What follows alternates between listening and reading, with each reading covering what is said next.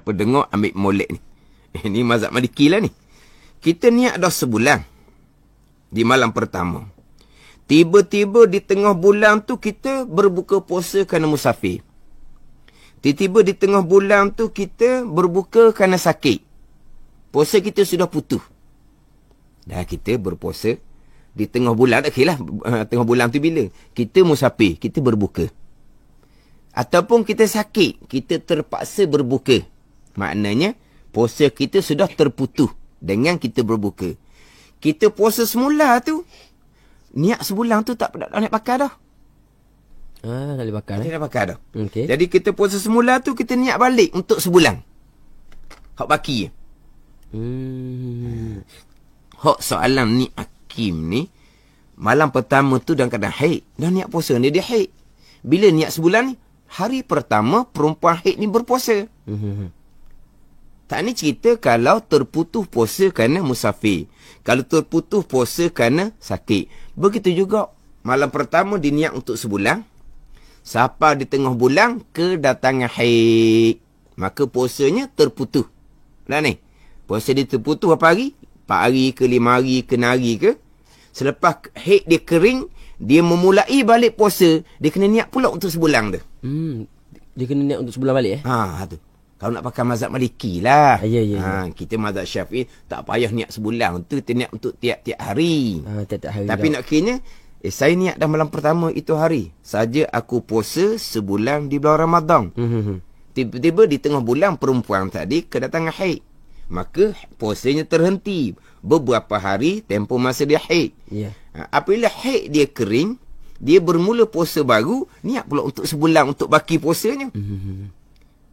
Kalau dia tak niat, tiba-tiba di tengah bulan selepas dia puasa kembali tu, dia lupa niat malam. Nak pakai niat puasa mazhab Maliki untuk sebulan hak malam pertama tu, tak boleh pakai dah lah. Sebab dia sudah terputus. Sekarang ni bukan terputus kerana haid. Terputus kerana dia berbuka musafir. Terputus kerana dia berbuka kerana sakit. Pun niat yang pertama untuk sebulan tu sudah tak jadi dah. Kena niat semula bila dia menyambung puasa kembali kemudian. Ada ni. Itu hak soalan hak ni Hakim. Jadi dalam kitab kita ni, niat sebulan untuk mazhab Maliki. Apabila kita lupa niat malam, bila kita lupa niat malam, dia haruskan kita taklid pandangan mazhab Maliki yang mengatakan bahawa niat sebulan memada. Dia haruskan kita taklid. Turut pandangan mazhab Maliki, kita pun puasa kita jadi.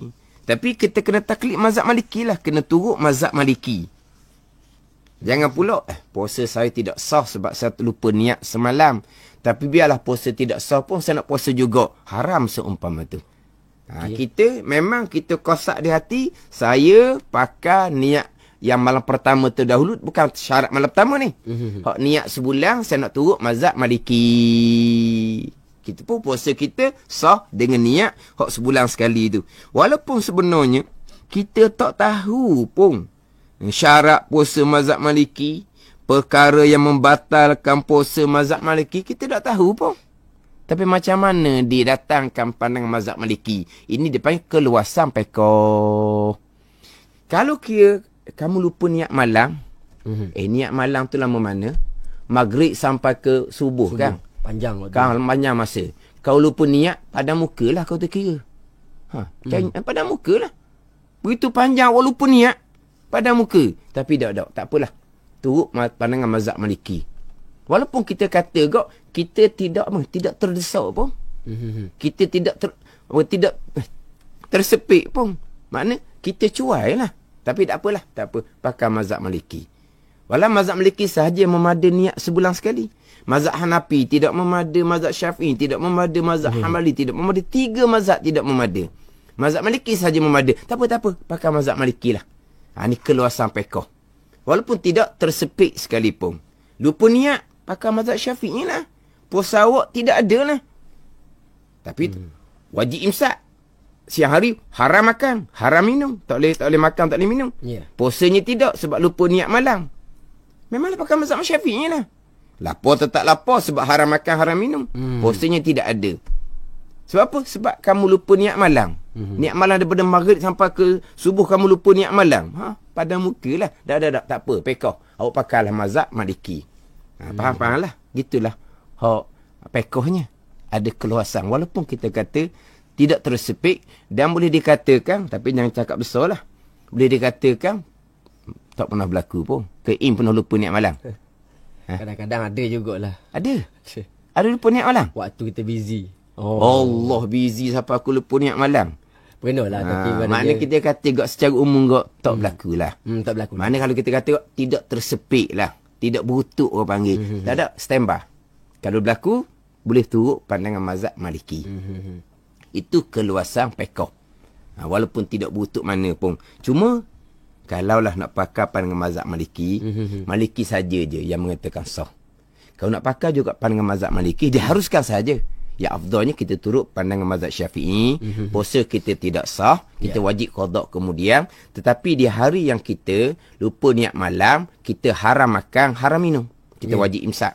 Kena hormat bulan Ramadan. Tapi kalau kita dah lapar juga, pakai mazhab Maliki lah, hak niat malam pertama untuk sebulan tu. Jadi kalau kita nak pakai pandangan mazhab Maliki, kita sunat niat pagi tu pula.